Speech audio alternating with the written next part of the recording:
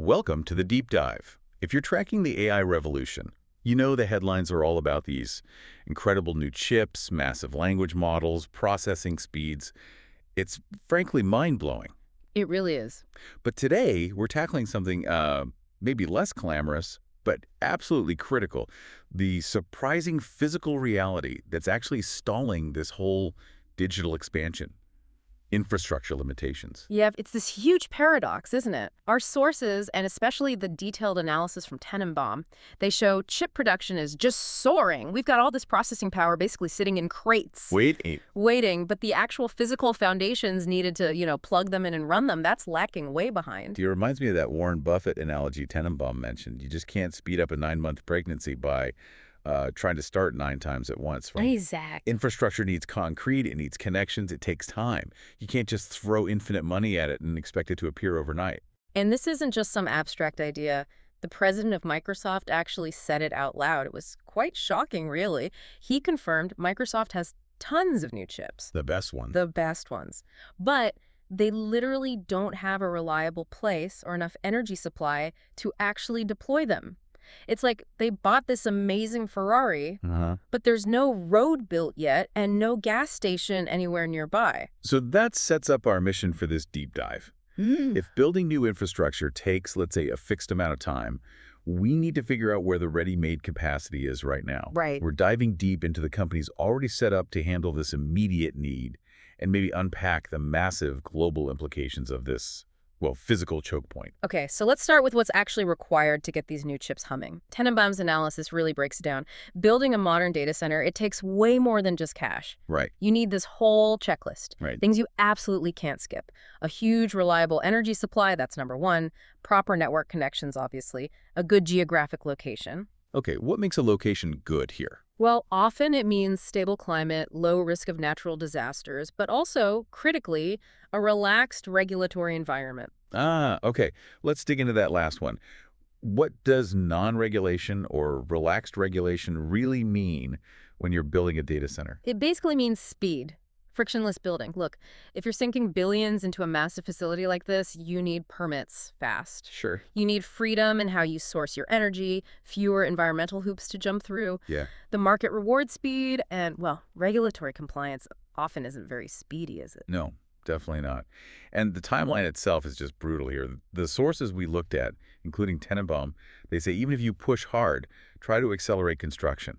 A big new data center takes, what, 1.5 to 2 years? That's right. Minimum. And that waiting period, it creates this immense financial pressure. Just imagine you're one of these giant tech companies. If you have to wait 2 years to plug in your brand new cutting-edge chips, well, by then, those chips are already starting to look a bit dated. They're on the road to obsolescence. Wow. 2 years is an eternity in tech.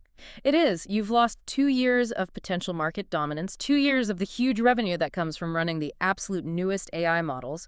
You desperately need to get those chips working now. So even if deployment eventually speeds up, Tenenbaum's analysis points to 2 players who kind of always win in this scenario. Yeah. They're the suppliers, not the deployers, right? Yeah. So they profit no matter how long it takes to plug everything in. Absolutely. First, you've got NVIDIA, the chip supplier. They already sold the hardware, they got paid, Right. and they're already working on the next, even faster chip. Right. Always moving forward. Always. Right. But maybe the even bigger bottleneck, the sort of ultimate gatekeeper here, is TSMC, Taiwan Semiconductor Manufacturing Company. TSMC. They make almost all of these really advanced chips, don't they? Pretty much all of them, and they're incredibly efficient, famous for it. Apparently, they can set up a whole manufacturing system in about 6 weeks. Their teams work around the clock. But they are still the choke point. The scale must be unbelievable. The numbers are just stunning. Tenenbaum highlighted this. Even if a company shows up tomorrow, pockets full of unlimited cash, ready to build, they are still facing a waiting list of 1 to 3 years just to get their advanced chips made by TSMC. 1 to 3 years. Just for the chips. Yeah. It just confirms how physical this constraint really is. It runs all the way from, the microscopic level on the factory floor right up to the macro level of the national electric grid. Okay, so this physical constraint, this bottleneck, it's created this huge economic opportunity. Tenenbaum called it the infrastructure arbitrage, right?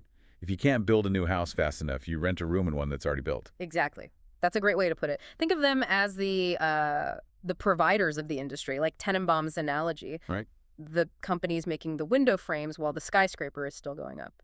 They're ready right now. They're ready right now, and they are perfectly positioned to capitalize on this massive pileup of chips just waiting to be used. So this brings up a really critical question, structurally speaking.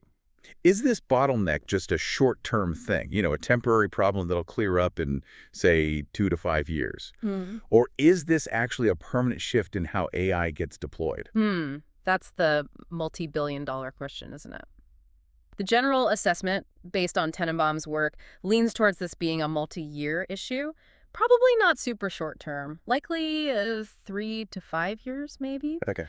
Now, the long-term risk, of course, is that eventually we get an oversupply of data centers if too many people jump in. But for right now, for the immediate future, these ready-made providers, they have immense appeal. And it sounds like that appeal is kind of twofold. One, they solve an urgent, critical problem for the big tech companies. Right? And two, they're also prime takeover targets. Precisely. Think about it. These tech giants will pay almost anything to get their chips online now. The lost revenue from just sitting idle is astronomical. And for a giant like Microsoft or NVIDIA buying one of these infrastructure firms, it's peanuts, relatively speaking. Tenenbaum called it centavitos, right? Like pocket change. Yeah, a drop in the bucket. The only real friction point there might be antitrust reviews. Regulators might raise an eyebrow. Okay, so let's name some names. Who are these key players offering this instant plug-and-play solution? And just to be super clear, this is based on the analysis of their positioning. This is absolutely not investment advice. Understood. Well, the first one, and arguably the best positioned, according to the analysis, is Digital Realty, ticker DLR. They operate globally, US, Europe, Asia. They're apparently already fully optimized for these heavy AI workloads, seen as maybe the #1 candidate if a major cloud provider wanted to buy capacity. Okay, Digital Realty. Who else? Then there's Equinix, EQIX. They're a world leader, something like 270 data centers globally. What's interesting about them is their focus on alternative energy. That could be a really important hedge against potential energy rationing problems down the road. Energy rationing. That's a looming concern. But you mentioned something about latency before. Yes, that's a key distinction here.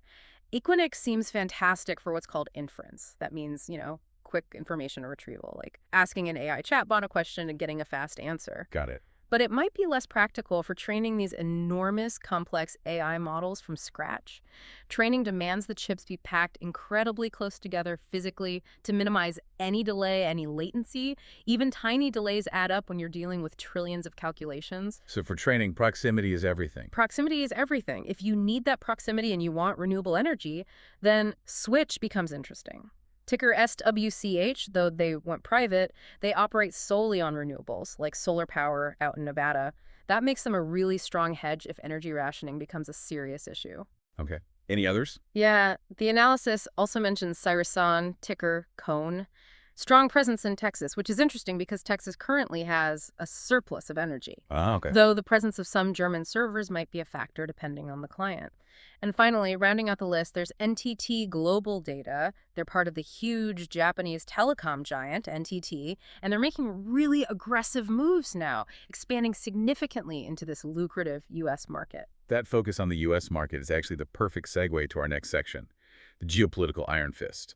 The fact that most of these top infrastructure players are American, that feels like a really critical data point in Tenenbaum's analysis. What does being located in the U.S. guarantee? Well, it offers a massive guarantee against, let's say, external meddling, regulation and control from outside. We only need to look at what happened recently with the EU's attempt at AI regulation. Right, the EU regulatory fiasco. Tell us about that.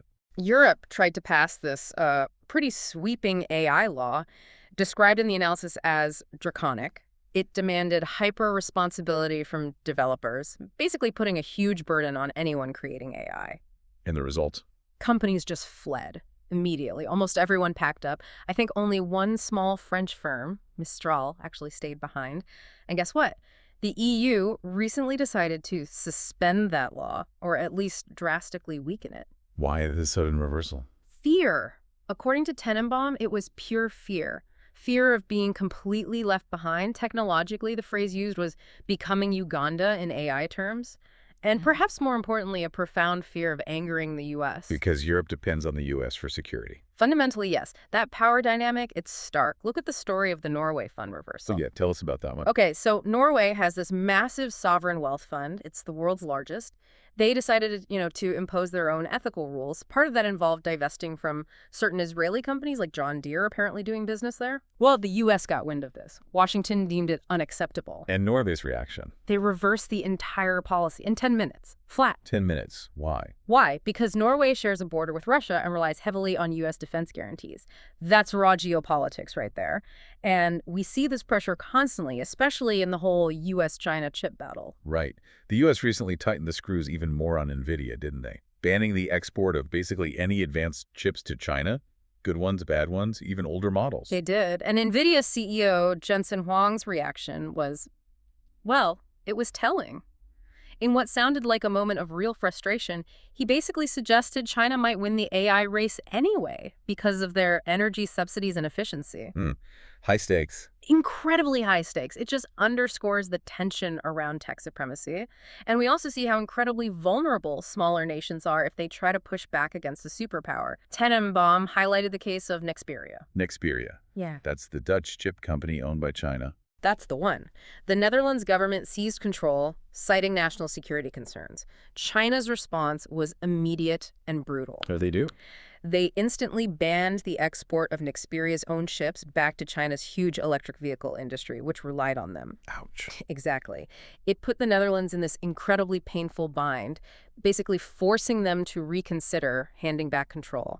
Small countries, they just can't withstand that kind of targeted economic pressure. So all this paranoia around data security, foreign influence, the stuff driving these regulations and seizures, is it actually justified? According to the security analysis Tenenbaum referenced, absolutely. The concerns seem very real. You hear anecdotes like the Israeli military banning Chinese-made cars from their bases.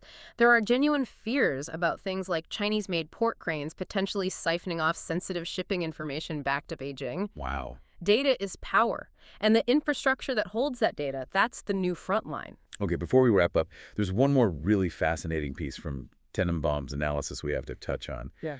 It connects this whole AI infrastructure story right back to, well, Main Street. It's the productivity paradox of these massive layoffs we're seeing. Yeah, the numbers are pretty startling when you look at them. American layoffs recently jumped, 300% year over year, moving from around 50,000 net job losses in October one year to 150,000 the next. That's huge. It is. And the analysis estimates that maybe up to 100,000 of those losses are likely directly related to AI implementation. You saw Amazon cut, 144,000 employees recently? So this creates this really weird conflicting signal for the market, doesn't it? Because historically, mass unemployment, Alan Greenspan used to talk about this, it signals recession risk. It should hurt the stock market. Right. Normally, big layoffs mean trouble ahead, but these aren't necessarily typical recessionary layoffs. They reflect these massive gains in productivity.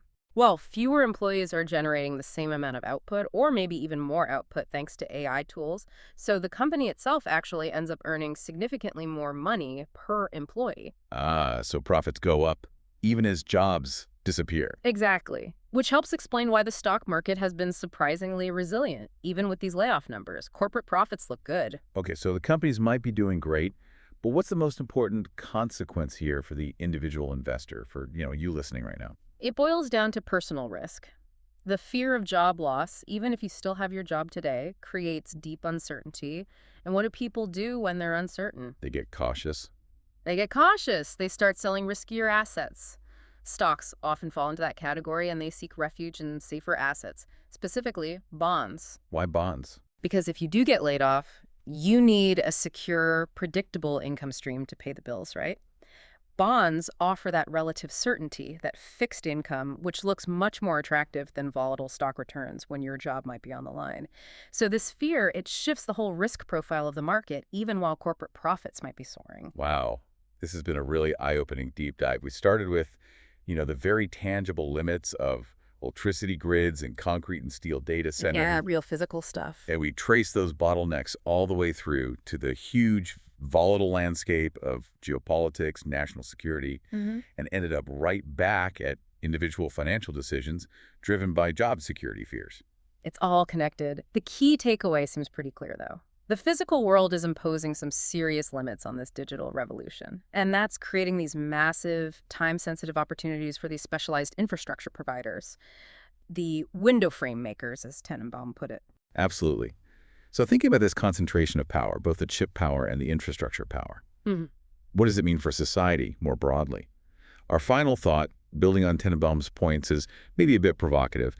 If AI dramatically shifts the political landscape, Mm. and the people who end up paying the vast majority of taxes, maybe the high earners, the companies benefiting most from all this AI productivity, if they become the new dominant political force, Mm. what happens to the power of the consuming majority, Yeah. the average voter? Yeah, that's something to really think about, isn't it? As the analysis reminds us, whoever controls the budget ultimately controls the country.